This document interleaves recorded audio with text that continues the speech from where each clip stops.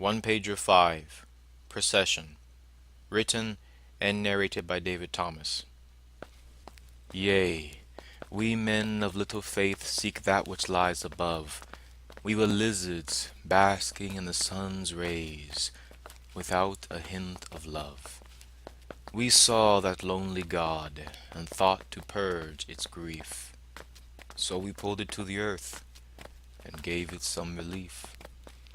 Its nature tore it from our side, and drew it to the clouds. And a yawning breach split our souls, as we cried aloud. This growing breach drove us mad, with thoughts of blessed rays. And in our grief we fight the world, in search of better days. The wound still leaks the precious ichor our Creator bestowed.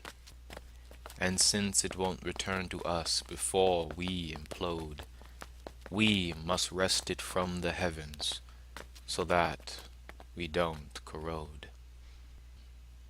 I walked at the head of the procession, my lips chapped, my throat dry, and the crowd surrounding us looked on with indifference. "So the convicted have souls after all," said one. "Souls? This lot? No, they're scum, criminals touched by the hand of Ashur." "Indeed," said another. "Don't you know they're addicts too? The chemical god has them in his thrall. Imprisonment was a mercy, and look at them, they can't even stay sober. And look at the children, do you see how many there are? How uncomely and wretched they are. Where are their mothers?" "Following the footprints of the chemical god, no doubt, and spreading their legs for money." "That's simply vile." "Vile, but true." "They have deficient minds, minds susceptible to the most unconquerable bull, and they are pulled to and fro. That's why they are poor.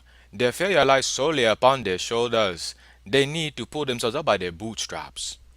The crowd voiced their assent, and the rattling of our chains was drowned out by their clamor.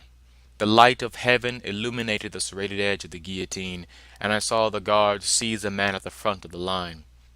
The crowd's ruckus faded when the adjudicator opened his mouth. "Crime, theft, punishment, death."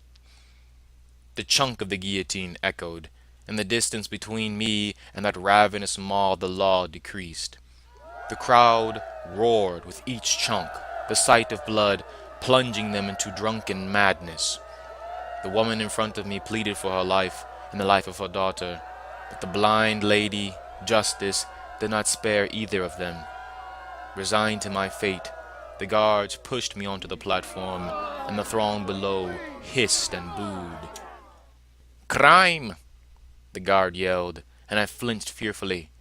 "Prostitution, punishment, death." The guards placed my neck onto the wet, odorous piece of wood that had carried so many to the pit's gates. Time slowed, and lifting my head, I saw the crowd cheering my death.